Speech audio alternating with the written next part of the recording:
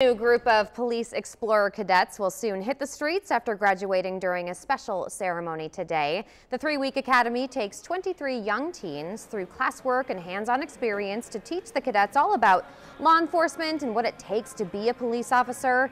Each group of cadets has to learn how to do drills together in an effort to bond them together. The cadets we spoke to today said working out in the heat and the mosquitoes was all still worth it. Oh yeah, 100%. It's a great program. There's a bunch of fun stuff, and you get a bunch of opportunities. You get to learn all kinds of stuff. Graduating cadets today were pinned by state troopers and other officers with CCPD. 17 of today's cadets were first-time graduates. Congratulations to all those young people. And